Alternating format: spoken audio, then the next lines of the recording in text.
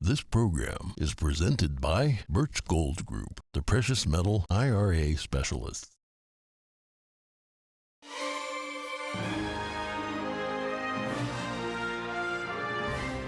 Good morning, a night full of drama, not lacking surprises. We have projected outcomes from highly contested U.S. Senate races across the nation. Will Republicans be able to pick up the 5 seats needed to gain a majority in the House? They're currently projected to gain 4. We take a look at what's known so far about the balance of power in Congress. Big wins for Governors Ron DeSantis in Florida and Greg Abbott in Texas, while Governor Kathy Hochul holds off Lee Zeldin in New York. We have the rundown of the latest results. Voting machines outages in the 2022 elections. Multiple counties reporting significant technical problems.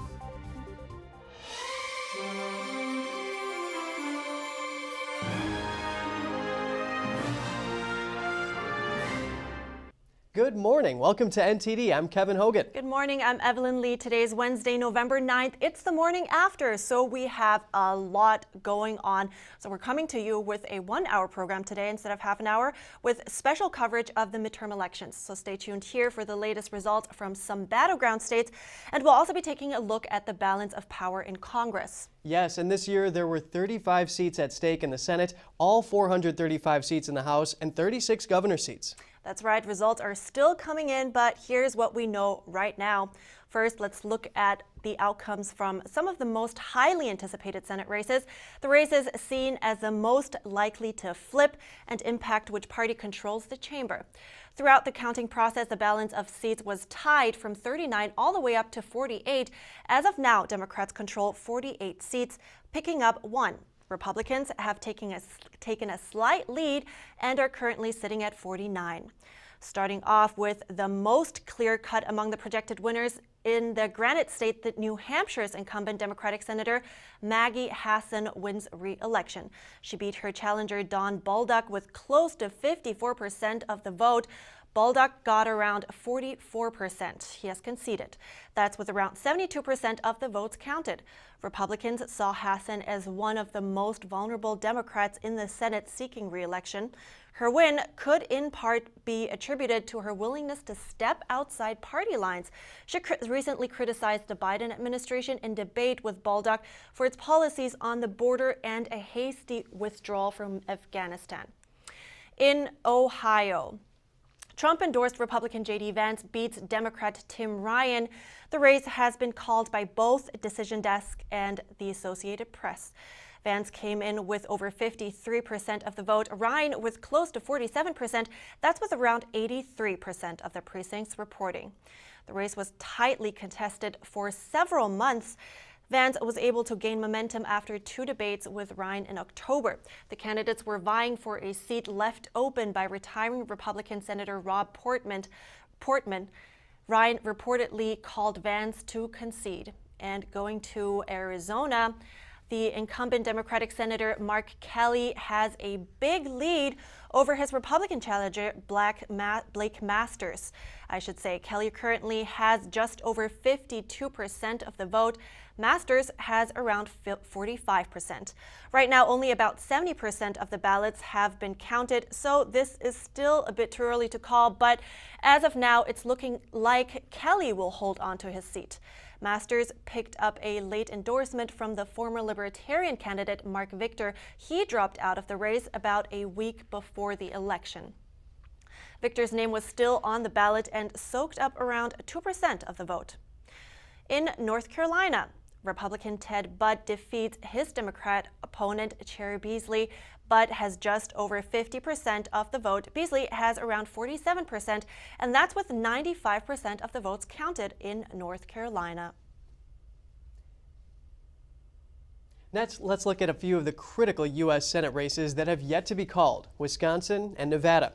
Democrats were hoping to flip the Wisconsin seat held by incumbent Republican Ron Johnson. This one is really close. Right now, Johnson has a little over 50% of the vote. Democrat Mandela Barnes has just over 49%. An estimated 91% of the votes have been counted. In Nevada, it looks like incumbent Senator Catherine Cortez Masto might be losing her job.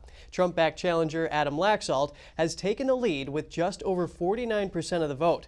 Cortez Masto has now just over 47%. Around 86% of the ballots have been counted so far. So stay tuned to find out what happens. This outcome could change.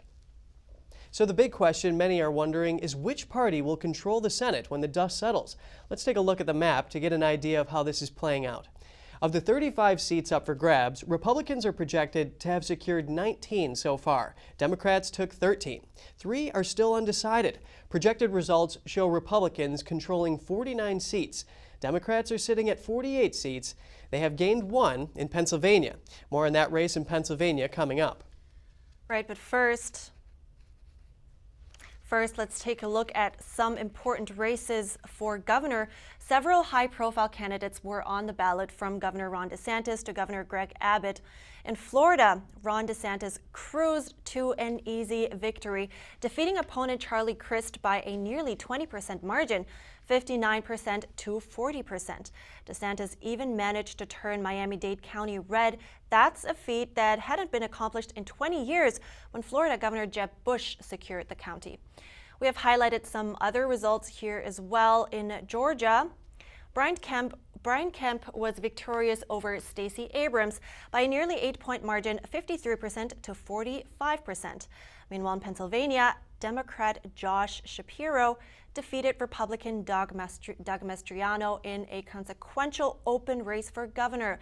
The current margin is 55% to 43%. In Maine, incumbent Democrat Governor Janet Mills cruised to a smooth win over Republican Paul LePage, 55% to 42%. Let's take a look at Michigan as well. Gretchen Whitmer held on to defeat Tudor Dixon, 54% to 45%. And in Wisconsin, incumbent Democrat Governor Tony Evers won against Republican Tim Michels, 51% to 48%. Meanwhile, over in Texas, Republican Governor Greg Abbott defeated Beto O'Rourke by a double-digit margin, 55% to 43%. Now we take a look at the races for governor out west, where Kari Lake is facing off against Katie Hobbs. That race and several others are still too early to call. In New Mexico, Democratic incumbent Michelle Lujan Grisham has defeated Republican Mark Ronchetti by a margin of 52% to 46%. Libertarian candidate Karen Bedoni was also on the ballot, coming in at just under 3%. Over in Kansas, Governor Laura Kelly, a Democrat, beat Republican Derek Schmidt by just 1.5%. Kelly had been considered one of the most endangered governors in the party. The Oregon race for governor is still too close to call. Democrat Tina Kotek holds a razor-thin edge over Christine Drazan in early results, leading by just 1%. Out in Arizona, Democrat Katie Hobbs is currently leading political newcomer Kari Lake by just 2 percentage points. That's with just over 40% of the votes counted. Any dispute of election results could take an unpleasant turn, as Katie Hobbs has refused to recuse herself as elections chief. Her office is tasked with canvassing and certifying the results that each county submits. Meanwhile, in Nevada, Republican Joe Lombardo leads Democrat Steve Sisolak by about 5 points, with about 85% of the vote in. Of the 36 governors up for election, the Republicans have taken 16 states and Democrats 16 states. There are still 4 states waiting for the final results. Kari Lake is locked in a tough battle with Katie Hobbs out in Arizona. Meanwhile, Tina Kotek and Christine Drazan are neck and neck in Oregon. Republican Mike Dunleavy has a strong 20-point lead in Alaska, and Joe Lombardo is up 5 points in Nevada. And let's change gears here for a moment. Let's have a look at the balance of power in the House of Representatives. 218 seats are needed for a majority. As of this morning, Democrats control 179 of the 435 House seats. Republicans now have 197. Democrats lost 4 seats. Republicans need to pick up 5 to reach a majority. 56 districts have not finished counting yet. Former U.S. President Donald Trump celebrated Tuesday the apparent success of some of the candidates he supported in the midterm elections. As of this moment, and we have some out there. We are 80 wins and 3 losses. Is that good? Wouldn't that be funny if we were better on the general election than the nominations themselves? So that's great. Now, in North Carolina, just out, Ted Budd is now leading, doing great. He's leading 51-47. In Missouri, very good guy, Eric Schmidt is now up 55-43. In Ohio, J.D. Vance is now leading 52-47. And now we want to bring in Terry Schilling. He is the president of the American Principles Project. Let's see if he joins us here. There we go. Good morning, Terry. Thanks for joining us after such Yeah, thanks so much for night. having me. I'm excited to be here. Right, and an eventful night. What have you been watching this election? How did those results turn out? Well, there were obviously a lot of mixed results here. Disappointed about the results in Michigan and obviously Pennsylvania, but we still have great opportunities in Nevada, Arizona, and Georgia. Those 3 races are obviously going to be determining the control of the U.S. Senate. I think, though, out of all the winners last night, there was one person that really stood above and beyond everyone else, and that was Ron DeSantis. He was someone that won his 2018 governor's race by less than half of a percentage point. But after his leadership over the last 4 years during COVID, I mean, the really tough times, he ends up winning by over 20%. It's a big deal. I think that Ron DeSantis is showing conservatives and Republicans the way and how to win elections. And one thing that I found really interesting that I want to know about, now Republicans were running on issues like parental rights and education. I actually spoke to the senior advisor of Parents Know Best, and she believed that education was a big issue that could potentially shape this election. What have you been seeing there with, of course, now Republicans not performing as strong as expected? Well, one of the most important factors in campaigns and elections is actually getting the candidates themselves to go on offense. There's a lot of different activists out there and political organizations for the family, like my organization, American Principles Project, but it really is up to the candidates to determine the agenda of the campaign. And what we saw this election was the vast majority of time on the campaign trail and in the press and on campaign ads was spent on combating the Joe Biden economy, combating the Joe Biden record on crime. There were more candidates this year than I've ever seen who wanted and tried to make their Democrat opponent pay a price for their extremism when it comes to parental rights and our kids' education and their innocence. But it wasn't enough in a lot of cases. We really need to make this put this at the forefront.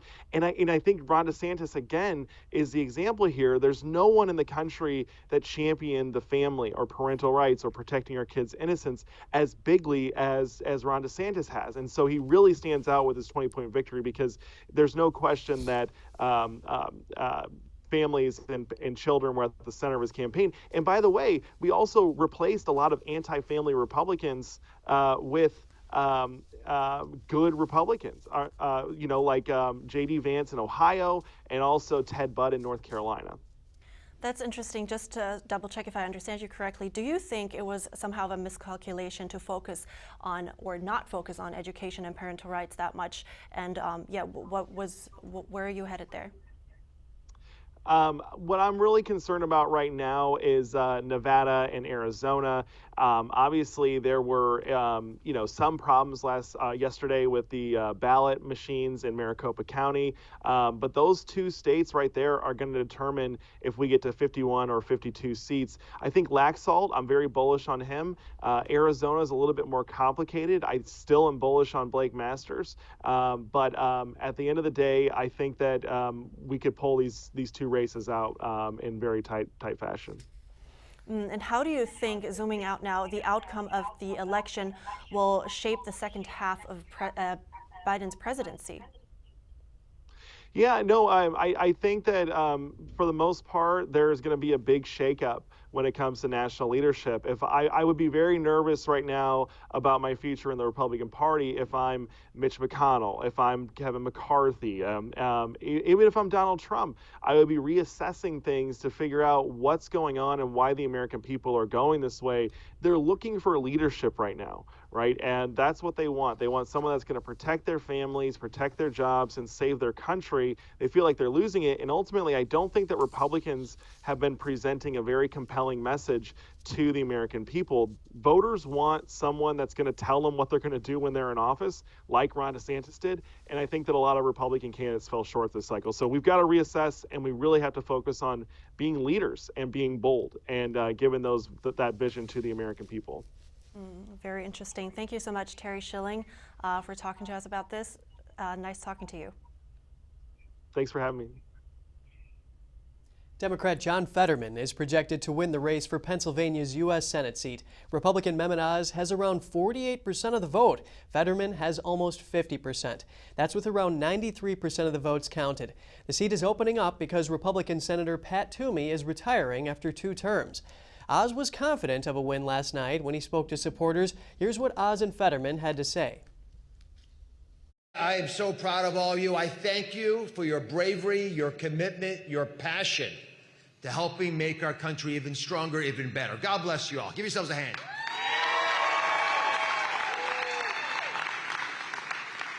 When all the ballots are counted, we believe we will win this race. We wanted to bring balance to Washington, which is exactly what we're going to do. As a heart surgeon, I spend my life focused on big problems. In my case, broken hearts. And we address them, we repair them, we heal them by uniting people together, not dividing them. It's exactly what we're going to do in Washington, right? That's what we need. I've spent these last 2 decades fighting for the forgotten communities, because no community deserves to be left behind. No one deserves to be abandoned, and every place matters. We bet on the people of Pennsylvania, and you didn't let us down. And my promise to all of you is I will never let you down. Thank you, Pennsylvania. Thank you so much. Now, Georgia's U.S. Senate race is one of the most closely watched in the nation. Incumbent Democratic Senator Raphael Warnock is in a tight race with Republican challenger Herschel Walker. The contest is yet to be called. Right now, Warnock is leading with just over 49%. Walker with over 48%, around 95% of the votes have been counted. Now, based on Georgia's election rules, if neither candidate gets over 50% of the vote, it will head to a runoff election. If that's needed, we can expect that on December 6th. Both Warnock and Walker thanked their supporters last night and asked them to hang in there. Have a listen. So y'all just hang in there. I'm feeling good. I do. I feel good. We know how much is at stake in this election. So thank you for being with me, and I'm grateful that we are together every step of the way. And if you can hang in here for just a little while longer. Just hang in there a little bit longer, because something good, it takes a while for it to get better. And it's going to get better. So I wanted to thank you guys for hanging in. And if some of you have to go home, you can wake up tomorrow morning and see that the new senator for the great state of Georgia is Herschel Walker. Taking a quick look at Texas next, Republican Governor Greg Abbott has won a 3rd term there. Abbott has backed conservative policies, including opposing COVID-19 vaccine and mask mandates. He also signed the most restrictive abortion ban of any U.S. state and has bused thousands of illegal immigrants to Democratic-controlled parts of the United States since April. Speaking of law enforcement, we've got to fully fund our law enforcement officers and give them the respect they deserve. We need to end these easy bail policies that allow dangerous criminals out onto the streets, and we must escalate our battle against the deadly fentanyl that is pouring across our border. We must treat it like the crime that it is, and that is murder. And I've jump-started that process by declaring that the Mexican drug cartels are terrorist organizations, and we are going after them. We must never forget, our schools are for education, not for indoctrination. Schools must stop pushing political agendas and get back to teaching the fundamentals of math and science and reading. But more important than all of that, our students need to be taught why and how the United States of America began with literally nothing and went on to become the best country in the history of the entire world. That is what they need to be taught. Senator Marco Rubio and Governor Ron DeSantis have won their respective races in Florida. Rubio came in at over 56% to his Democrat opponent Val Demings' roughly 42%. DeSantis secured a dominant victory over Democrat Charlie Crist. He beat Crist by a nearly 20-point margin, 59 to 40%. That was the widest margin in a Florida gubernatorial race since Jeb Bush won by nearly 13 points in 2002. His re-election to a second term bolsters his rise as a prominent GOP star with potential White House ambitions. He framed his candidacy as a battle against what he characterizes as the woke agenda of liberals. American thought leader Jan Jekielek has more from Florida.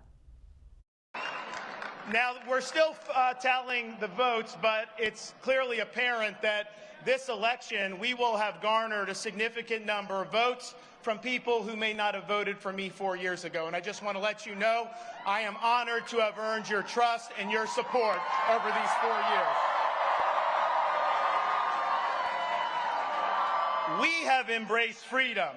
We have maintained law and order. We have protected the rights of parents. We have respected our taxpayers, and we reject woke ideology.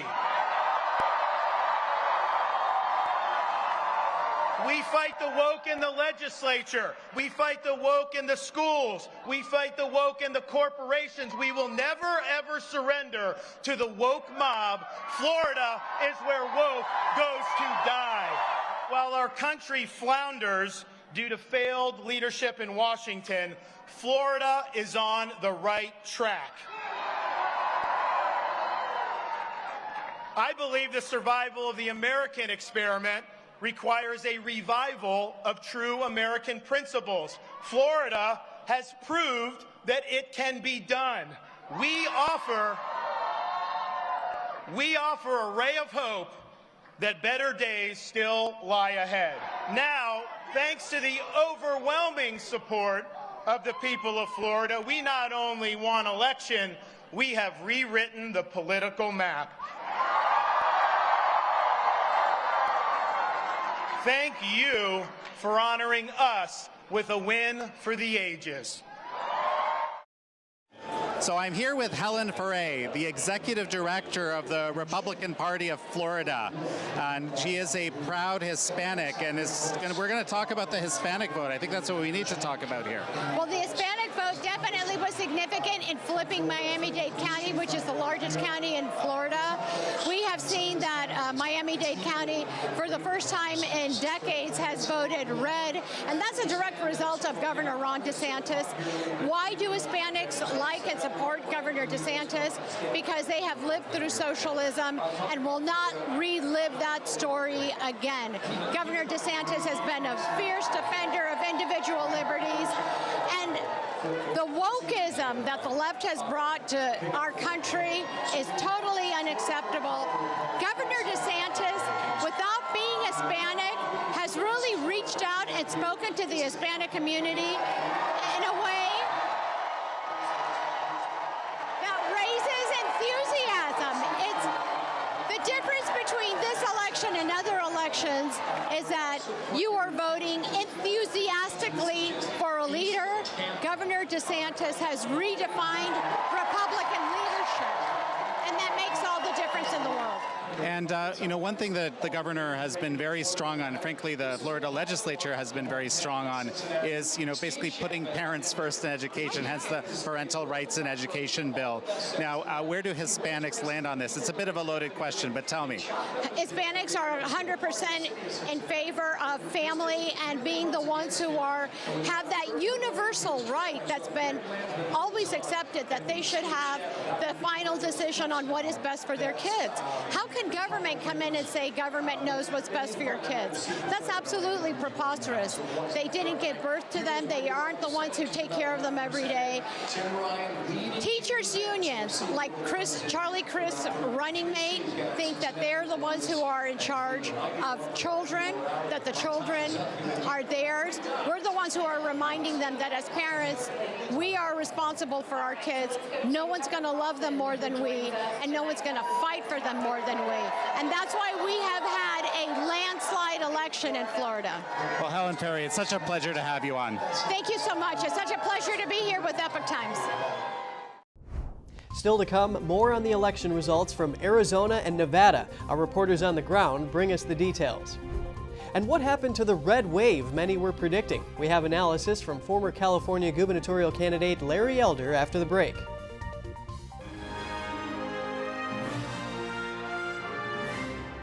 Shenyun Creations, the streaming platform from Shenyun, featuring world-class dance, past programs, and all original music.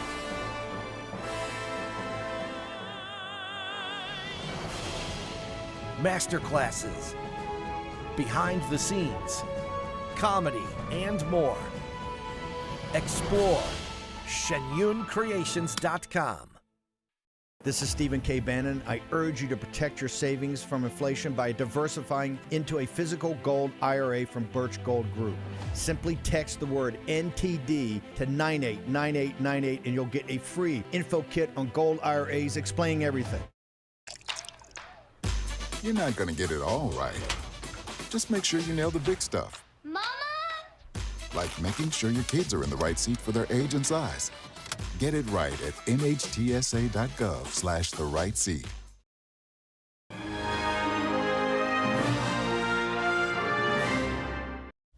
Good to have you back. Michigan Governor Gretchen Whitmer won a second four-year term in yesterday's election, defeating Republican challenger Tudor Dixon. The race in the battleground state centered on abortion access. This after the U.S. Supreme Court's overturning of Roe v. Wade. Whitmer filed multiple lawsuits in state courts to block a 1931 law banning abortion from taking effect. With over 80% of the votes in, Whitmer was up around 9 points, 54 to 45%. I am so happy to be here with all of you and my family and my partner in governance and all the phenomenal Michiganders who worked so hard to make sure that our voices were heard, to make sure that we set our state on the course that is focused on the future, that is focused on solving problems, not demonizing others. Nevada's U.S. Senate race was close throughout early polls. Most polls had the candidates tied at 47%. Late in the race, GOP challenger Adam Laxalt gained on his Democrat opponent, incumbent Senator Catherine Cortez Masto. Cortez Masto's seat was seen as one of the most likely to flip for Republicans. Early vote counts had the incumbent leading and looking like she might win. Laxalt has now taken the lead with around 86% of the votes in. The Trump-endorsed candidate is currently sitting just under 50%. Senator Cortez Masto has just over 47%. Here's NTD's David Lamb on the technicalities of the race. John, so how long do you think we'll be staying here until the election results come out? Well, it could be quite a while, Dave, because the Nevada has a rule where they will not release results until all 17 counties have gotten their results and have had them compiled. And what we've been hearing is people were waiting online when the polls closed at 7 o'clock. And if you are online, they allow you to vote. So there were still people voting in Washoe County, which is the second largest county where Reno is, and other precincts here in Las Vegas, where 70% of the people live in Clark County. So there were people still voting at 7:30, 7:40, so we might not be getting results, at least first batches of results, till maybe like 9 or 10 o'clock PST. Now, the race for governor in Nevada has yet to be called. Republican Joe Lombardo currently leads Democrat Steve Sisolak by 5 points, with 86% of the vote counted. It's Lombardo at 50 and Sisolak at 45%. And keep your fingers crossed, keep supporting, keep saying your prayers, and we're going to be successful, and then we're all going to get back together again and have a real party, all right?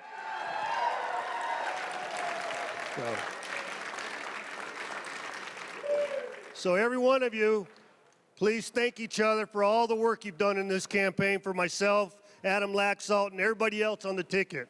Everybody else on the ticket, because we've worked hard, because we want to ensure that we put our state back on the right track. Because we can all agree we're going in the wrong direction. We spoke with Nevada voters on Election Day to hear their sentiments. Here are some of the thoughts and concerns they expressed. Well, I'm a little bit suspicious of the entire voting process as it stands right now, but I voted. The advent of computer-controlled voting opened the door to computer-controlled cheating. I feel pretty good. I would like pretty much for everybody that's already in office to stay in office so that we can continue to progress and do well for the state. The Republicans are actually trying to connect with the minority population and to better understand their values and actually co-align with them. Concerned with the issues like the economy, the border, the violence. After falling behind early, Kari Lake has made a strong surge back in the race for the governor's chair in Arizona. Her opponent, Katie Hobbs, is clinging to a lead which is now under 2 points. She was previously up by 12 points.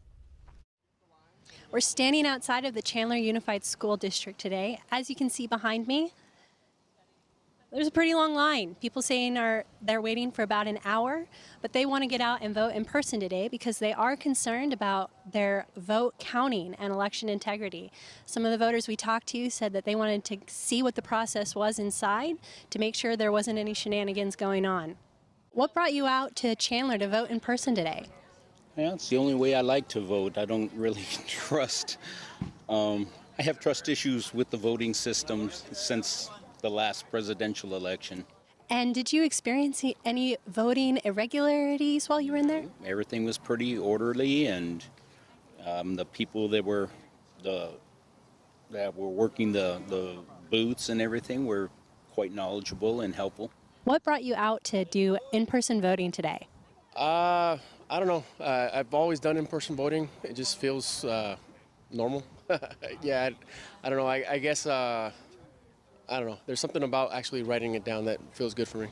I needed to vote in person to feel a little more secure about the voting process and confirm the integrity of this election, because I'm suspect of some ballots that were being mailed out to Maricopa voters that were federal-only ballots that were incorrect because we have inaccurate voter rolls. What is the most important issues to you guys voting in Arizona? To me, the border. To me, there's nothing more important than the border, than people being able to come in illegitimately and not go through the correct process. Don't mind people coming in. We don't mind new citizens, but having people come in that are unchecked is a big security concern, I think, to everybody. We're taking a moment to go over to our host in the LA studio. Siama Karami speaks with a political analyst about progress in the Arizona governor's race. We are here in our California studio. We are watching the West Coast races here. And today in the studio, I have Craig Kashishian, who's a pollster and political analyst who did polling for President Reagan. Great to have you, Craig. Thank you, Siamak, for inviting me tonight. Are you surprised by the result of Arizona race so far? I am very surprised. I thought both races would be a lot more competitive to this point in time than they are as we speak. Now, we must say that there is some dysfunction in the polling, in the voting procedures in Arizona today, which may have queered the results to date. But nonetheless, I thought that Carrie Lake and Blake Masters were truly robust candidates. And so far, from what I've seen, they're underperforming. And Katie Hobbs is actually a Secretary of the State for Arizona, so some of the election she's under Katie's supervision, right? That's true. She is indeed. But Katie Hobbs, I thought, made a strategic mistake. She didn't want to debate her opponent. And that doesn't benefit the citizens of Arizona when both candidates are not debating in a very crucial election with issues so temperamental as they are today. So I thought Katie Hobbs did the voters of Arizona a massive disservice. That should have really counted against her. As fate would have it, I'm both a trial attorney by training and also a pollster and political analyst. I see litigation here in action for quite the while. And I can understand why. I mean, what I just heard was quite disturbing. The fact that voting machines, after the irregularities of 2020, Arizona should have had its voting system mastered by now, so there wouldn't be any controversy. Instead, there is massive controversy as we speak. The vote seems to be frozen at, 51 or 52% as we speak. That is not a healthy result at this time, and it's certainly not fair to the citizens of Arizona. Now, do you think these results will get a lot closer as we get to see the full result of the race? Of course they will. But nonetheless, a 16-point gap at this point in time is still substantial. It takes a lot of heavy lifting for that bridge to be mounted. Historically, the party of a first-term president loses ground during midterm elections. This, along with other factors, had many pollsters and analysts predicting a red wave or even a tsunami. Right now, the GOP has picked up a few seats in the House, and the Senate is still a toss-up. Cindy Drukier from NTD's The Nation Speaks got some analysis from Larry Elder, the host of The Larry Elder Show. He says the expected red wave did not materialize. Look, I'm flabbergasted. It seems to me 40-year inflation, crime through the roof in many cities. Philadelphia is setting records for homicides, soft on crime Democrats. At least 2 million people illegally in this country because of the borders. It seems to me that it was all teed up, all lined up, a perfect storm for Republicans to do really well. So I'm very, very surprised. I just think the polls have become increasingly unreliable. I don't think people trust them. I think people don't tell them the truth. And I think it's hard to poll people when people are on cell phones. So I just think increasingly they're unreliable. I look at the betting parlors, and the betting parlors over in Great Britain had the Republicans taking the House, and they had them taking the Senate, but they also had them taking the House and the Senate, again, by odds that apparently are not going to come to fruition. So everybody got it wrong. I also think one other thing happened. In the last few days, the numbers came out for jobs, and they were about 250,000 jobs created, and also the GDP grew by 2.6%. So I think people were feeling a little bit better about the economy, and that is the issue that most people say is their number one concern. Coming up, officials in several states say their voting machines were down or not working properly on Election Day. We'll have that story after the break.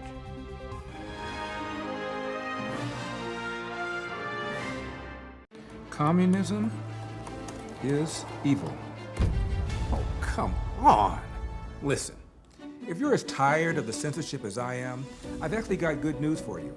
Check out epictv.com. It's a brand new censorship-free video platform where you can find not only my show, but other deep documentaries, great programs, and honest movies that bring you the news without all the spin and the fake narratives. So, I'll see you there. Shenyun Creations, the streaming platform from Shenyun, featuring world-class dance, past programs, and all original music.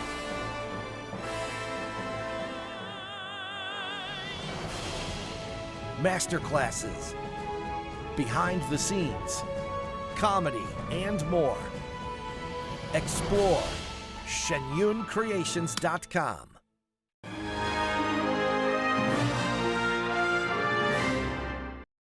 Welcome back. Officials in several states say their voting machines were down or not working properly on Election Day. One of those locations was in Maricopa County in Arizona. Some of the ballots that after people have voted them, they try and run them through the tabulator and they're not going through. If you can't put the ballot in the tabulator, then you can simply place it here in where you see the number 3, and this is a secure box where those ballots will be kept. So this would function much like early voting functions, in that we would get your ballot back. Once we've signature verified it, we would send it to our central tabulators. Ballots that are in here will already be, in effect, signature verified, so we won't need to confirm identity, but we will central tabulate them. This is actually what the majority of Arizona counties do on election day all the time. Republican officials filed a lawsuit to have voting times extended in Maricopa County. The lawsuit was denied by a county judge. In Mercer County, New Jersey, all of the voting machines county-wide were not working. The West Windsor Township Clerk, Gay Huber, attributed the issue to a county-wide system outage. Huber says voters were still able to vote on a standard ballot at polling locations. In Harris County, Texas, at the Metropolitan Multi-Service Center, only 10 out of 50 voting machines were functioning. The same county saw another location with computer problems, leaving only 2 voting machines in working condition. Indianapolis also experienced glitches with their voting machines. U.S. Cybersecurity Chief Jen Easterly warned before the elections that errors and glitches were likely to occur. She described such occurrences as normal and nothing to be considered nefarious.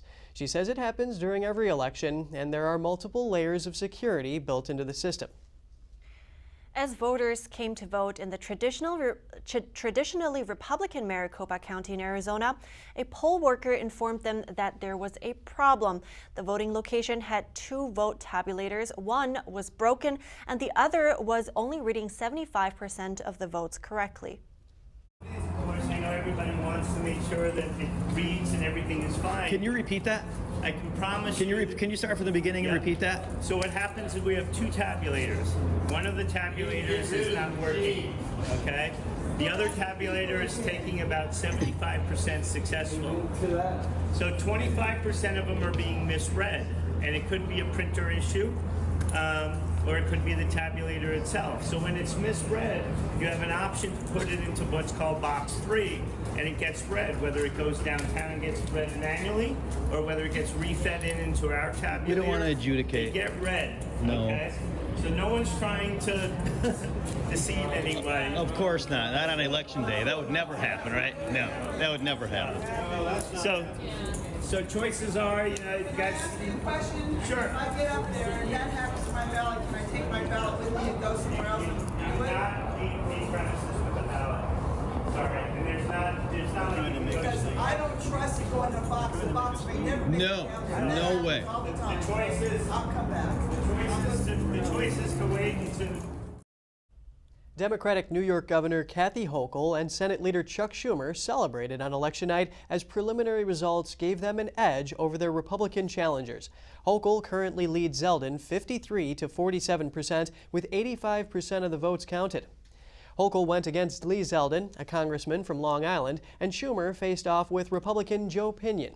Hochul succeeded Andrew Cuomo after his resignation and was seeking a full term as governor. Chuck Schumer just won his 5th re-election to the U.S. Senate since 1999. New York's Attorney General Letitia James also celebrated her re-election on the same stage as Hochul and Schumer. The glass ceiling, like the one that's above us here today, has finally been shattered in the state of New York, and you made it happen.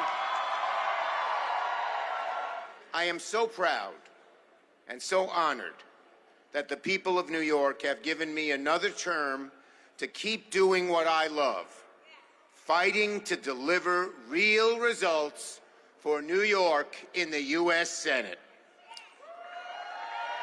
We sent a message, a shot across the bow, to the most powerful companies and people who believe that they're above the law, that they are not, and that this Attorney General will hold them accountable. Democratic Representative Tim Ryan conceded the Ohio U.S. Senate race to Republican J.D. Vance. Trump-endorsed Vance came in with over 53% of the vote. Ryan has close to 47%. That's with an estimated 83% of the votes counted. Ryan told supporters it was a privilege to concede. I have a privilege right now, a privilege, as someone who was the Democratic nominee. I have the privilege to concede this race to J.D. Vance, because the way this country operates is that when you lose an election, you concede. And you respect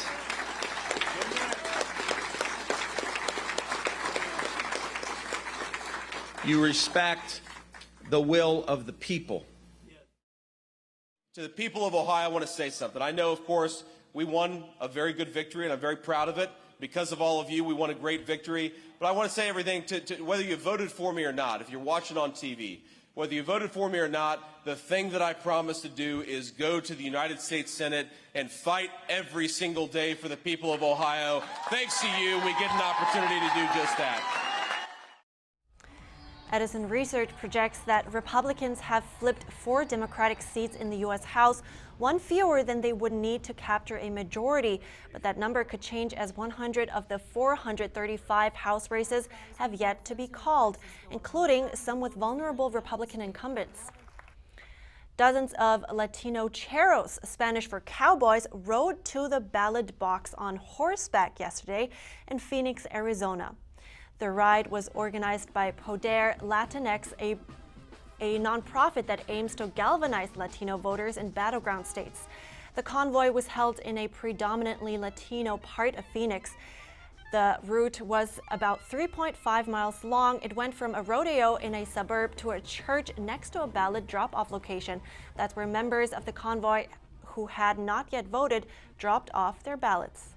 I think now is one of the Latino voters has been talked about as being one of the most important votes, one of the growing demographics around the country, and I think this is one of the opportunities that we have with our community in organizing them and bringing them out to an event and just showing a little bit of our heritage, but also making sure that our voices are heard as Latinos. This is a celebration of our democracy, and we were motivating, encouraging, empowering our community to come out and vote today on Election Day for those that hadn't voted. Oh wow, riding from a rodeo to the ballot box on horseback. What an interesting way to vote. Kind of brings back images of yesteryear. Right. We'll be following up with the election results as they come in, of course. We have NTD News Today coming up at 12 p.m. Eastern with the next set of updates here with Kevin Hogan. But that's all for our program here now. NTD Good Morning. If you have anything you want us to know, write us at goodmorning@ntd.com. Thanks for watching. I'm Evelyn Lee. And I'm Kevin Hogan.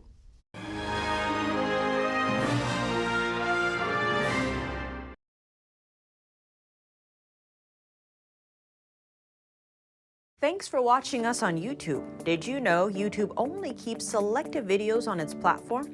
So if you want to make sure you get the full picture, just subscribe to our newsletter. Go to newsletter.ntd.com and sign up. It's free.